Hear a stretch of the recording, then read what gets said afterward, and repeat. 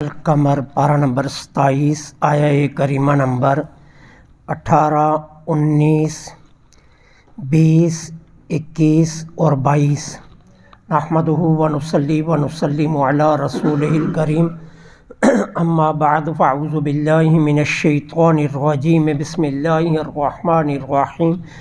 کذبت عاد فکیف کان عذابی ونذر، انا ارسلنا علیہم ریحا صرصرا فی یوم نحس مستمر، تنزع الناس کأنہم اعجاز نخل منقعر، فکیف کان عذابی ونذر، وَلَقَدْ يَسَّرْنَا الْقُرْآنَ لِلذِّكْرِ فَهَلْ مِن مُّدَّكِرٍ۔ صدق اللہ العظیم۔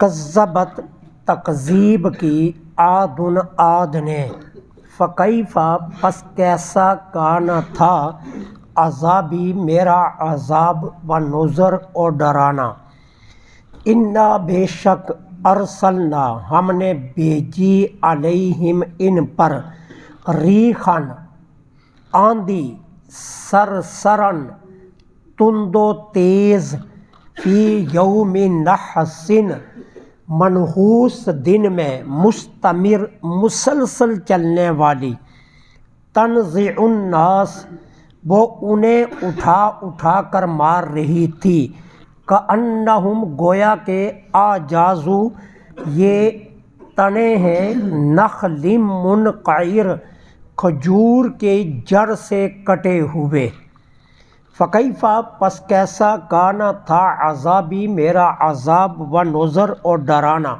وَلَقَدْ اور تحقیق، یسرنا القرآن ہم نے قرآن کو آسان کر دیا، للذکر نصیحت حاصل کرنے کے لیے، فَهَلْ مِن مُّدَّکِرٍ پس ہے کوئی جو اس سے نصیحت حاصل کرے۔ اللہ جل سبحانہ وتعالی نے یہاں ضمناً قوم عاد کا ذکر کیا۔ قوم عاد کا تفصیلی ذکر سورہ انفال کے اندر بھی اور سورہ اعراف کے اندر بھی آپ پیچھے پڑ چکے ہیں۔ یہ قوم بہت طاقتور تھی، یہ وسیع رقبے پر پھیلی ہوئی تھی۔ ایک طرف یہ یمن کو علاقہ لگتا تھا، ایک طرف سے حجاز کو لگتا تھا، اور ایک طرف سے موجودہ بحرین کو لگتا تھا۔ یہ درمیان میں ایک بڑا وسیع ریگستانی علاقہ تھا جہاں یہ قوم آباد تھی، اور یہ لوگ بڑے طاقتور تھے۔ اللہ تعالی عز و جل نے ان کی طرف حضرت ہود علیہ السلام کو نبی بنا کر بھیجا۔ حضرت ہود علیہ السلام کا تعلق متوسط گھرانے سے تھا، لیکن یہ بہت خوبصورت اور حسین و جمیل تھے۔ گھنی لمبی داڑھی تھی، چوڑا سینہ تھا، جسامت میں اس قوم کی طرح طاقتور تھے ظاہری اعتبار سے، اور باقی نبوت کی طاقت تو اللہ نے انہیں دی۔ یہ قوم بت پرست تھی، بتوں کی پوجا کرتے تھے۔ اللہ کے نبی نے انہیں صرف دو باتیں کہی، صرف دو باتوں کا حکم دیا، کوئی شرعی حکم نہیں دیا، کوئی نماز، کوئی زکوٰۃ، کوئی صدقہ، کوئی خیرات، کوئی عمل نہیں۔ کہا پہلی بات یہ کہ شرک کو چھوڑ دو، اور دوسری بات کیا، ظلم کو چھوڑ دو۔ صرف دو باتیں کہی اس نبی، اس اپنی امت کو۔ اور دنیا آج بھی اس حقیقت کو تسلیم کرتی ہے کہ جس معاشرے میں ظلم پروان چڑھ جائے وہ معاشرہ قائم نہیں رہتا، اور اللہ کے نبی نے ان دو باتوں سے انہیں ڈرایا کہ ایک شرک چھوڑ دو، ایک ظلم چھوڑ دو۔ انہوں نے آگے سے کہا، تو ہمیں ہمارے خداؤں کے خلاف کرنے کے لیے آیا ہے؟ اللہ کے نبی نے آگے سے جواب دیا، دیکھو تم نوح کے جان نشین ہو، اور نوح علیہ السلام کی امت نے جب ان کی بات نہیں مانی تو تمہیں معلوم ہے کس طرح تباہ کیے گئے، برباد کیے گئے۔ اگر تم نے بھی میری بات نہ مانی تو تم بھی اس طرح تباہ کیے جاؤ گے جس طرح قوم نوح کو تباہ کیا، کیونکہ تم جان نشین ہو نوح علیہ السلام کی قوم کے۔ انہوں نے آگے سے تمسخر اڑاتے ہوئے کہا جس عذاب سے ڈراتا ہے وہ لے آ۔ اب پہلے پہل ان پر قحط آیا، خشک سالی، اور خشک سالی طویل عرصے تک رہی۔ پھر خشک سالی کے بعد اللہ کے نبی نے فرمایا اب بھی تمہارے پاس موقع ہے، باز آ جاؤ، جو دو باتیں میں کہہ رہا ہوں ان کو مان جاؤ، اور آج بھی تمہیں موقع مل سکتا ہے۔ انہوں نے کہا نہیں، جلدی کر، جس عذاب سے ڈراتا ہے وہ عذاب لے آ۔ نبی کو کہا۔ اب اللہ تعالیٰ نے آسمان کے کناروں سے سیاہ کالے بادل بھیجے۔ یہ دیکھ کر اتنے خوش ہوئے، انہوں نے کہا یہ تو بدلی آئی ہے، اور ابھی یہ بادل شدید برسیں گے اور ندی نالے جاری ہو جائیں گے اور قحط ختم ہو جائے گا اور ہمارے اوپر خوشحالی آئے گی، ہر طرف ہریالی ہو جائے گی، اور یہ جو ہمیں ڈرا رہا ہے ہود، یہ تو سارا جھوٹ نکلے گا۔ کرتے کرتے جتنے علاقے پر یہ قوم آباد تھی اتنے علاقے کو کالے بادلوں نے گھیر لیا۔ بدھ کا دن تھا، ہوا چلنا شروع ہوئی، ہوا میں شدت آتی گئی، اتنی شدت آئی 8 راتیں اور 7 دن یہ ہوا چلی ہے۔ بدھ کو شروع ہوئی، اگلے بدھ کو ختم ہوئی۔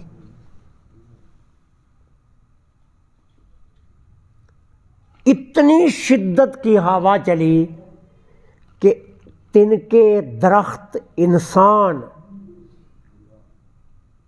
اس طرح اڑ رہے تھے کہ کوئی پتہ ہی نہیں چل رہا تھا۔ ہوا نے انہیں اٹھا کر زمین پر مارا، اور جتنی دیر تک ساری قوم کا آخری بندہ تک نہیں مر گیا، ہوا رکی نہیں۔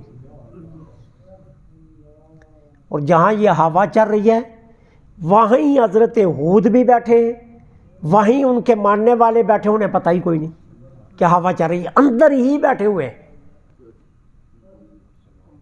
اسی بستی میں، اسی محلے میں، اسی آبادی میں، اسی جگہ پر اللہ کے نبی اور ماننے والے بیٹھے ہوئے، انہیں پتہ ہی نہیں ہے کہ کوئی ہوا چل رہی ہے، اور دوسری طرف تباہی و بربادی ہو رہی ہے۔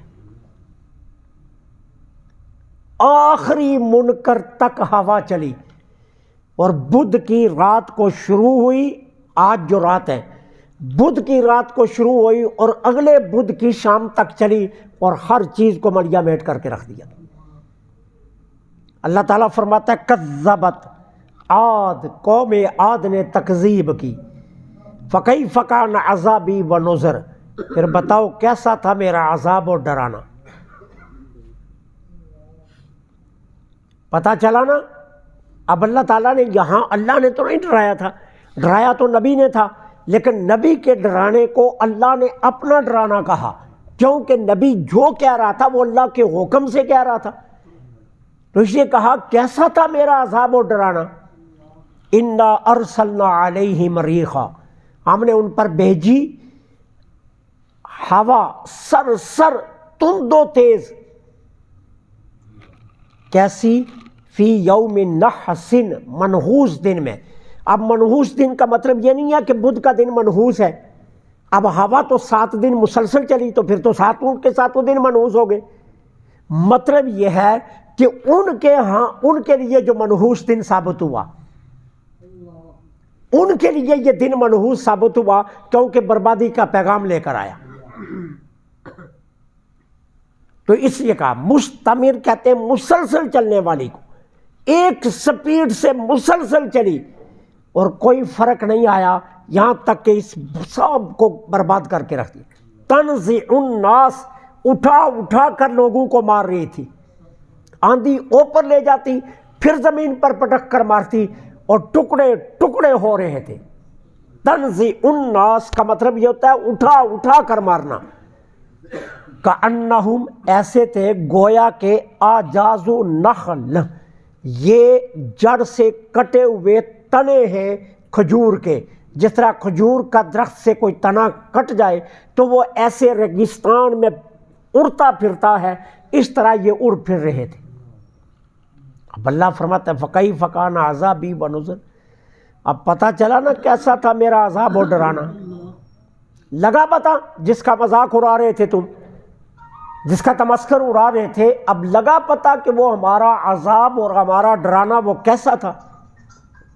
اب اس کے بعد فرمایا وَلَقَدْ يَسَّرْنَا الْقُرْآنَ، اے محبوب کی امت ہم نے تمہارے لیے قرآن آسان کر دیا. پڑھنا، سمجھنا، نصیحت حاصل کرنا، لِلذِّکْرِ نصیحت کے لیے آسان کر دیا. ہم نے یہ قرآن تمہارے لیے نصیحت کے لیے آسان کر دیا کہ تم کل کہہ نہ سکو قرآن کیا کہہ رہا تھا ہمیں سمجھ نہیں آئی. تم یہ نہیں کہہ سکو کہ قرآن میں کیا لکھا تھا ہمیں سمجھ نہیں آئی. اب کیسے آسان کیا؟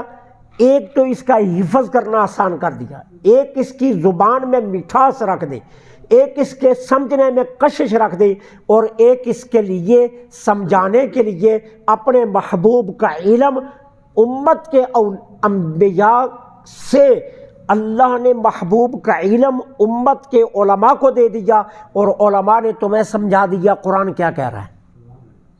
وَلَقَدْ يَسَّرْنَا الْقُرْآنَ لِلذِّکْرِ، ہم نے قرآن کو نصیحت کے لیے آسان کر دیا. فَهَلْ مِن مُدَّکِرٍ، اب فیصلہ تمہارے اوپر ہے کون ہے جو اس سے نصیحت حاصل کرے. اب فیصلہ تمہارے اوپر چھوڑ دیا ہے، زبردستی نہیں ہے، لیکن ہم نے تم یہ نہیں کہہ سکو گے ہمیں قرآن سمجھ میں نہیں آیا. ہم نے اس کے لیے کئی ذرائع پیدا کر دیے تاکہ کل تمہارا یہ مطالبہ نہ ہو کہ ہمیں قرآن سے سمجھ نہیں آ سکی کہ قرآن ہمیں کیا کہہ رہا ہے. یہ سارے قصص بیان کر کے بتا دیا ان عیبوں سے بچ جانا، ورنہ تمہارے اوپر بھی اسی طرح کا عذاب آئے گا. اللہ سے دعا ہے